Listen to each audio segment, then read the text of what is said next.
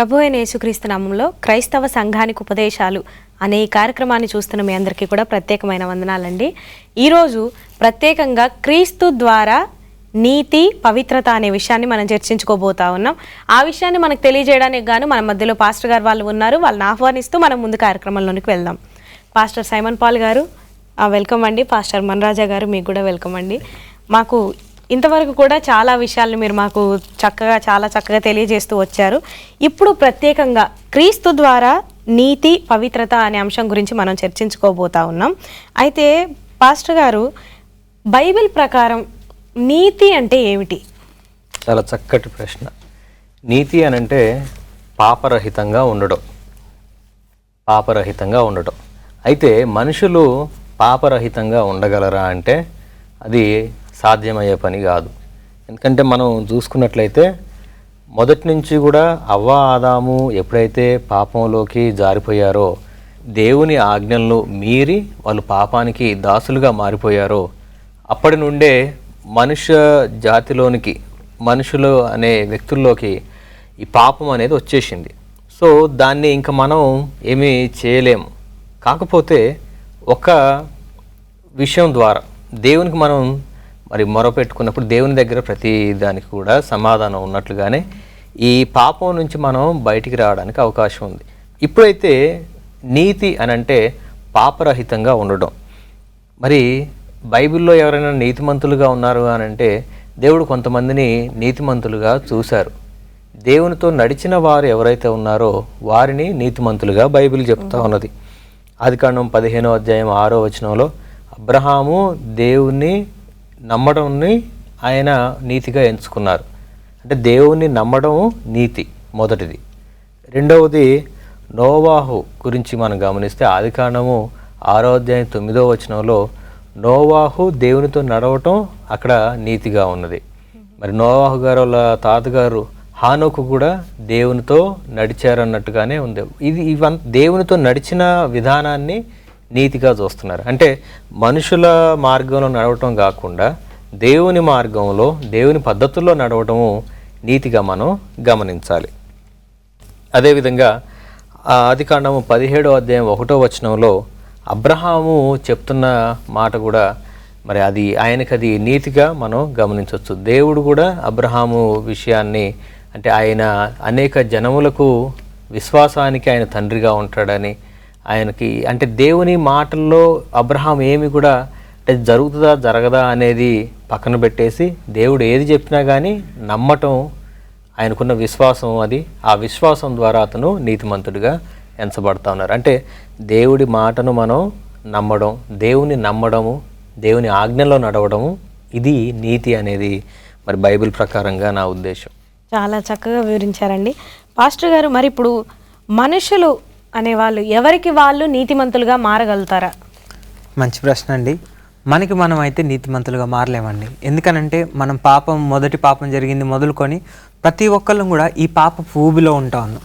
ఊబిలో దిగినప్పుడు ఏమైపోతుందండి, కిందకి వెళ్ళిపోతూ ఉంటాం. మనంతటా మనం ప్రయత్నాలు చేస్తే కిందకి వెళ్ళిపోతూ ఉంటాం. కానీ మనకి దేవుడు నేను మీకు సహాయం చేస్తా అని చెప్పేసి వాక్యం ద్వారా తెలియజేస్తూ ఉన్నారు.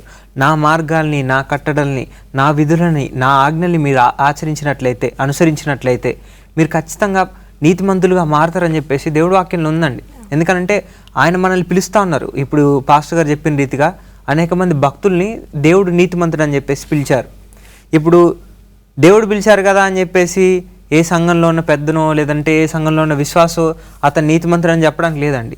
ఎందుకనంటే ఎవరి వ్యక్తిగత జీవితానికి వాళ్ళకి తెలుసు వాళ్ళ సాక్ష్యం ఏంటిదో. కానీ ప్రతి ఒక్కళ్ళ వ్యక్తిగత జీవితాన్ని చూసేది ఎవరంటే దేవుడికి సమస్తము తెలుసు. దేవుడు సమస్త జ్ఞాని. మనం అదే రీతిగా 1 యోహాను 1వ అధ్యాయము 9వ వచనంలో చూసినట్లయితే మన పాపములను మనం ఒప్పుకొని మనం పశ్చాత్తాపడినట్లయితే దేవుడు నమ్మదగిన వాడు కాబట్టి, ఆయన నీతిమంతుడు కాబట్టి మనల్ని పవిత్రుడిగా చేస్తారని చెప్పేసి దేవుడు వాక్యం సెలవిస్తూ ఉంది. అంటే ముందు మనం దేవుని దగ్గర పశ్చాత్తాపడాలి, దేవుని దగ్గర ఒప్పుకోవాలి.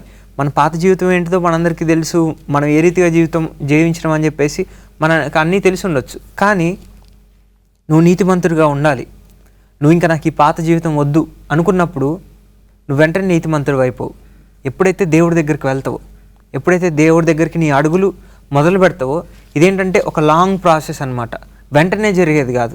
ఇది అనుదినం కూడా జరుగుతూ ఉండాలి. ఈ ప్రక్రియ మనలో ప్రతిరోజు కూడా పశ్చాత్తాపంతో దేవునికి ప్రార్థిస్తూ, దేవుడు ఆజ్ఞలు తెలుసుకుంటూ, దేవుడు వాక్యాన్ని చదువుతూ ఆ మార్గంలో నడుస్తూ ఉండాలి.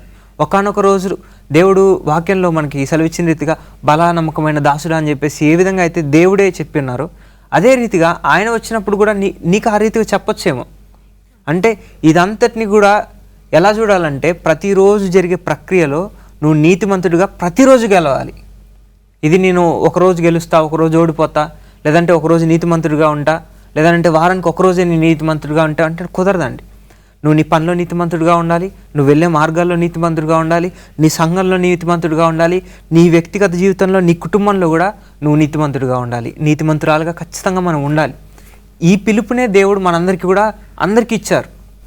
మీరు నీతిమంతులుగా ఉండండి, పవిత్రులుగా ఉండండి, నేను పవిత్రుని కాబట్టి మీరు కూడా పవిత్రులై ఉండమని చెప్పేసి దేవుడు వాక్యము సెలవిస్తూ ఉన్నది. కాబట్టి అన్ని విషయాల్లో కూడా మనం జాగ్రత్తగా ఉంటూ నీతిమంతులుగా ఉండడానికి ప్రయత్నించాలి.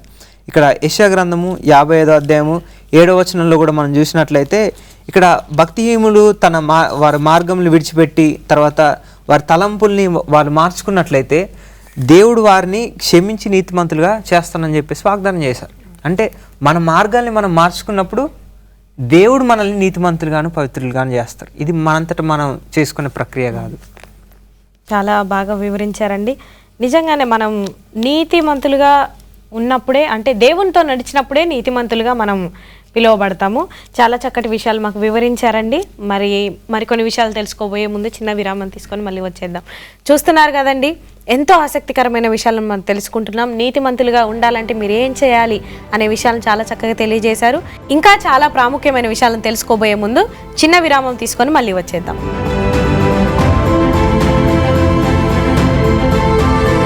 క్రీస్తు ద్వారా పవిత్రత అనే ఎపిసోడ్కి మీ అందరికి కూడా తిరిగి స్వాగతం. మరిన్ని విషయాలను తెలుసుకుందాం రండి. పాస్టర్ గారు, మనము క్షమాపణ అడుగుతాం దేవుణ్ణి. ఒక్కసారి క్షమాపణ అడిగినప్పుడు దేవుడు మనల్ని క్షమిస్తాడు, అప్పుడు మనం నీతిమంతులుగా మారుతాం. అక్కడతోటి అయిపోద్దా, లేకపోతే ఇంకేమన్నా చేయాలా, అంతటితో సరిపోద్దంటారా? చాలా చక్కటి ప్రశ్న అండి. ముందుగా మనం బైబిల్ ద్వారా మనం గమనించాల్సింది ఏంటి అని అంటే, పాప క్షమాపణ అనేది మనం చేసే దాన ధర్మాల ద్వారానో లేకపోతే ఇంకేదైనా కార్యక్రమాల ద్వారానో కాదు, కానీ మనము మన తప్పులు మనం జ్ఞాపకం చేసుకొని వాటన్నిటినీ దేవునికి క్షమాపణ అడిగినప్పుడు, దేవుని దగ్గర ఒప్పజెప్పి నేను పలానా తప్పులు చేసినా అని మనం పశ్చాత్తాపడాలి. నేను చేసిన తప్పు అని మనం రియలైజ్ అయ్యి ఎప్పుడైతే అడుగుతామో అప్పుడు మనకి పాప క్షమాపణ. మరి నేను ఒకసారి పాప క్షమాపణ అడిగి ఇంకా ఇప్పటి నుంచి నేను పరిశుద్ధుడును అనుకోవడానికి అవకాశం లేదు. ఎందుకంటే తెలిసి చేసే కొన్ని ఉంటే మనకు తెలియకుండా కూడా కొన్ని జరుగుతూ ఉంటాయి, లేదా తెలియకుండానే మనం కొన్ని వింటూ ఉంటాము, తెలియకుండానే కొన్ని సడన్గా యాక్సిడెంటల్గా కూడా కొన్ని చూస్తూ ఉంటాం. సో ఇవంతా కూడా మనల్ని పాపానికి తీసుకువెళ్ళే అవకాశం ఉన్నది. కాబట్టి నీతిని మనం కాపాడుకోవాలి అని అంటే ప్రతిరోజు ఎప్పటికప్పుడు మనం దేవుణ్ణి మన గురించి క్షమాపణ కోరుతానే ఉండాలి. ఎప్పటికప్పుడు మనం క్షమాపణ అడుగుతూనే ఉండాలి. అందుకనే ఇది ఒక ప్రోగ్రెసివ్ ప్రాసెస్ అన్నమాట. అంటే నిత్యము వృద్ధి చెందుతూ ఉండే ప్రక్రియ. ఇది ఒకరోజుతోటి ముగిసిపోయేది కాదు. మనం జీవించి ఉన్నంత కాలం కూడా మన గురించి దేవుణ్ణి క్షమాపణ కోరుతూ, తర్వాత మన కుటుంబం గురించి, మన తోటి వాళ్ళ గురించి, దేవునికి వ్యతిరేకమైన ఎక్కడ ఏది జరుగుతున్నా కానీ మనం అక్కడ క్షమాపణ కోసం కోరుతూ ఉండేవాళ్ళుగా ఉండాలి.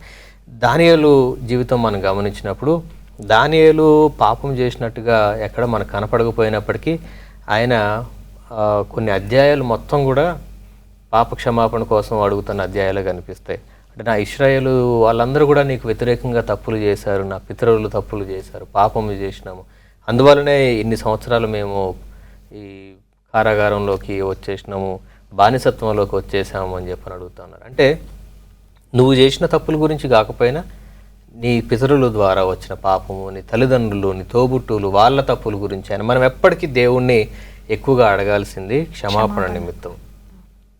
చాలా బాగా వివరించారండి పాస్టర్ గారు. మరి ఇప్పుడు నీతిమంతులుగా జీవించడం గురించి వాక్యం మనకి ఏం చెప్తుంది?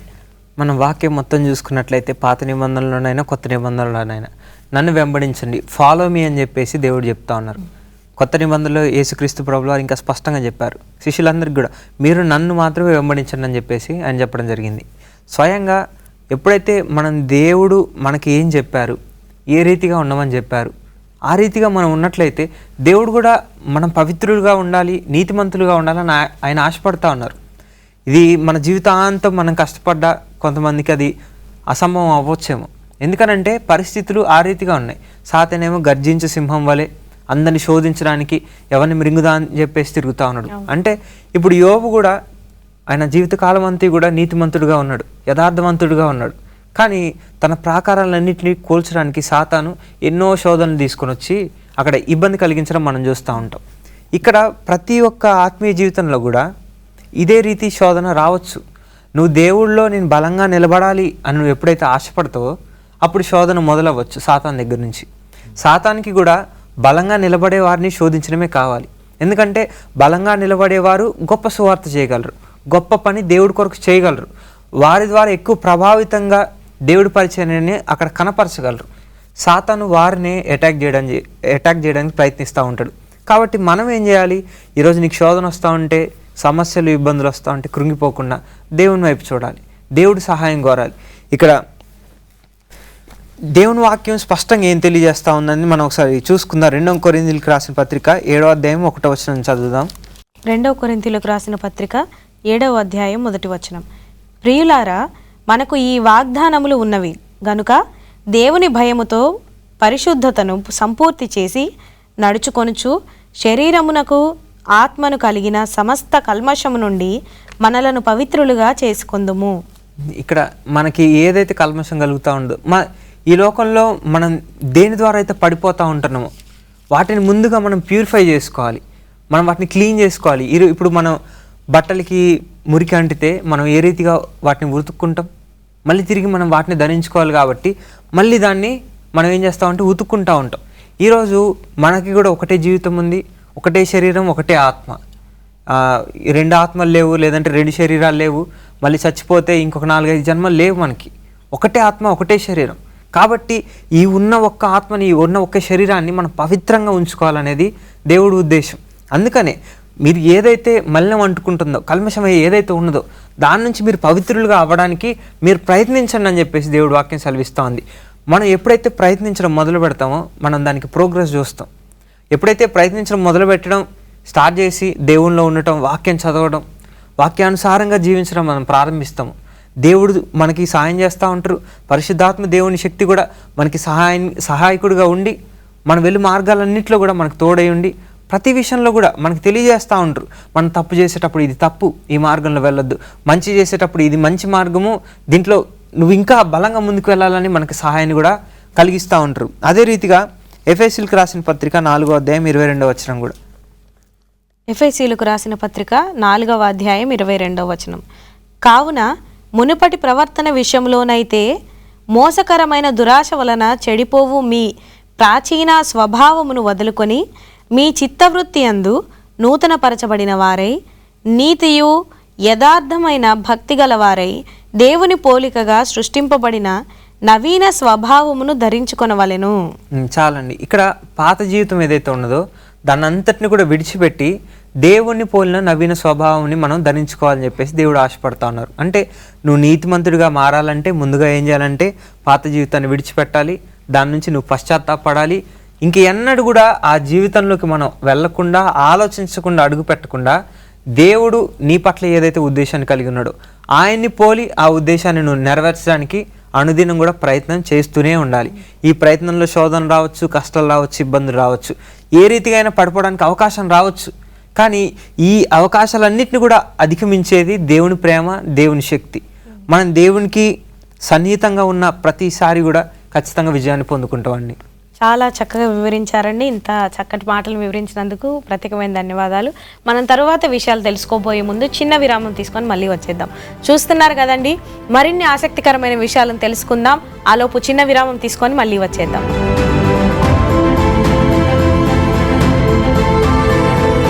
క్రీస్తు ద్వారా నీతి పవిత్రత అనే ఒక కార్యక్రమానికి మీ అందరికి కూడా తిరిగి స్వాగతం.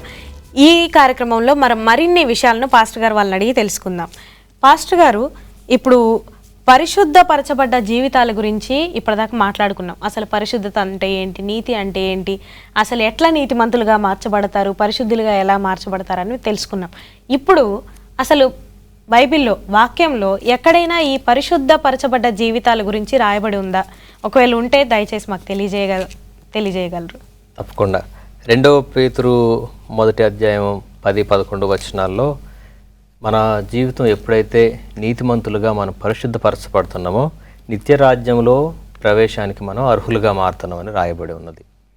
అంటే మనం నిత్య రాజ్యంలోకి వెళ్ళాలి అని అంటే పరిశుద్ధులుగా ఉండాలి. పరిశుద్ధత లేకుండా దేవుని రాజ్యంలోనికి మనం వెళ్ళలేం. అయితే 1 తెస్సలోనిక 5వ అధ్యాయం 23వ వచనంలో ఈ విధంగా రాయబడి ఉంది, సమాధానకర్తయగు దేవుడే మిమ్మను పరిశుద్ధపరచునుగాక అను. అయితే దేవుడు మనల్ని పరిశుద్ధపరుస్తారు, బాగానే ఉంది. కానీ మన వైపు నుంచి మనము కూడా మళ్ళీ పాపం చేయకుండా ఉండటానికి ప్రయత్నం చేయాలి. ఎందుకనంటే మనము వ్యభిచారంలో పట్టుబడిన స్త్రీని గమనించినప్పుడు దేవుడు చూస్తూ ఉన్నారు, యేసుక్రీస్తు గమనిస్తూ ఉన్నారు. ఆమె చుట్టూ చాలామంది ఉన్నారు. ఎవరు నేను ముందేస్తారా అని చెప్పని ఆమెను మధ్యలో ఉంచి అందరు రాళ్ళు పట్టుకొని రెడీగా ఉన్నారు ఆమెను కొట్టడానికి. యేసుక్రీస్తు మాత్రం ఏం జరుగుతుందని కొంతసేపు గమనించి మెల్లగా వాళ్ళ మధ్యలోకి వచ్చి, మీలో పాపం లేనివాడు ఎవరో వాళ్ళు రాయి వేయాలని చెప్పినప్పుడు ఎవరు కూడా రాయి వేయలేకపోయారు. అప్పుడు ఆమె గమనిస్తూ ఉన్నది, ఇప్పుడు నాకు ఏం పనిష్మెంట్ ఇస్తారా? మరి ఇంత పెద్ద వ్యక్తి, ఇంత నీతిమంతుడు, మరి దైవ సమానుడిగా అందరూ ఈయన చూస్తూ ఉన్నారు, ఈ వ్యక్తి నా దగ్గరకు వచ్చారు, ఇప్పుడు నా మీద ఏమి శోధన వస్తుందో, నా మీదకి ఏ పనిష్మెంట్ వస్తుందో అని చూస్తూ ఉంటే యేసుక్రీస్తు ఒకటే మాట చెప్తారు, go and sin no more, వెళ్ళు కానీ మళ్ళీ పాపం చేయకు అని చెప్పారు. నిజంగా చాలా గొప్ప మాట అది. అంటే దేవుడు మనల్ని క్షమిస్తున్నారు అంటే దాని ఉద్దేశం ఏంటి అని అంటే మళ్ళీ మనం పాపం చేయకూడదు అని. మళ్ళీ మనం పాపం చేస్తూ ఉంటే దేవుడు క్షమించిన దానికి ఒక ఫలితం అనేది ఉండదు. దానియేలు క్షమాపణ కోసం, తన కుటుంబం కోసం, తన జాతి అందరి కోసం కూడా క్షమాపణ కోసం ప్రార్థన చేసిన తర్వాత కూడా మళ్ళీ తను ఎటువంటి పాపం తనలో ఉండకుండా చూసుకుంటా ఉన్నారు. ఎందుకంటే మనం దానియేలు 6వ అధ్యాయం 5వ వచనం నుంచి మనం గమనించినప్పుడు ఆయనతో పాటుగా ఉన్న 120 మంది శాట్రాప్స్, గవర్నర్స్ అందరూ కూడా కలిసి ఆయన్ని ఏ విధంగా దానియేలు మీద నింద మోపాలి అని చెప్పని అందరు వెతుకుతూ ఉన్నారు, ప్రయత్నం చేస్తూ ఉన్నారు. 120 మంది, అంతమంది ఒకవైపు ఉంటే దానియేలు ఒక్కడు ఒకవైపు ఉన్నారనమాట. సో వాళ్ళందరూ కూడా రకరకాలుగా ఆయన మీద నింద మోపాలని రకరకాల ప్రయత్నాలు చేస్తే లాస్ట్కి అక్కడ చెప్పేది ఏంటి అని అంటే ఈ వ్యక్తిలో ఏ తప్పు మేము కనుక్కోలేకపోయాం అంటున్నారు. ఒకసారి మనల్ని దానియేలు పొజిషన్లో ఉంచి చూసుకుందాం. 1-2-3 వ్యక్తులు వచ్చి మనలో తప్పులు వెతకాలని చూస్తే ఎన్ని తప్పులు కనుక్కోగలుగుతారండి కదా? నేను తినే విధానంలో తప్పులు కనిపెట్టవచ్చు, నేను బట్టలు వేసుకునే విధానంలో తప్పులు కనిపెట్టవచ్చు, నేను వినే మ్యూజిక్లో తప్పులు కనిపెట్టవచ్చు, నేను చూసే సినిమాల్లో తప్పులు కనిపెట్టవచ్చు, నా మొబైల్ వాడే విధానంలో తప్పులు కనిపెట్టవచ్చు, నా మాట తీరులో ప్రతి చోట కూడా నేను తప్పులు దొరికిపోతున్నాం. కానీ దానియేలు లాగా మనం కనీసం ప్రయత్నం చేయాలి. మనం ప్రయత్నం చేసినప్పుడు దేవుడు మనల్ని పాపం నుంచి సంపూర్ణంగా విముక్తులుగా చేస్తూ ఉన్నారు. అందుకనే ఈ 16వ వచనంకి వచ్చేటప్పటికి దానియేలుకి ఈ 6వ అధ్యాయం 16వ వచనంలో దానియేలుని తీసుకువెళ్ళి కంపల్సరీ ఫోర్స్ఫుల్గా సింహాల బోన్లో వేయాల్సి వస్తుంది. అప్పుడు రాజుగారు ఏం మాట్లాడతారంటే నీ దేవుడు నువ్వు పూజించే దేవుడు నీకు తోడుగా ఉంటారు అని చెప్పని రాజుగారు చెప్తారు. చెప్పి వచ్చేసి తెల్లవారక ముందే అందరికంటే ముందు రాజుగారు క్యూరియాసిటీ, ఖచ్చితంగా దానియేలు బ్రతికే ఉంటాడు కావచ్చు, ఎందుకంటే దానియేలు నీతిమంతుడు, ఆయన దేవుడు ఖచ్చితంగా ఆయన కాపాడుతాడనే ఒక విశ్వాసం రాజుగారిలో ఉంది. అందుకనే పొద్దున్నే వచ్చేసి దానియేలు పిలుస్తామన్నారు, నువ్వు పూజించే నీ దేవుడు నిన్ను కాపాడారా అని చెప్పని అడుగుతా ఉన్నారు. అంటే ఒక రాజుగారు అయి ఉండి ఆయనకున్న పనులన్నీ వదిలిపెట్టి వస్తున్నారంటే ఈయన నీతి మీద ఉన్న నమ్మకం అది. ఖచ్చితంగా ఆయన బ్రతికే ఉంటాడనే ఒక ఆశ, నిరీక్షణ అది.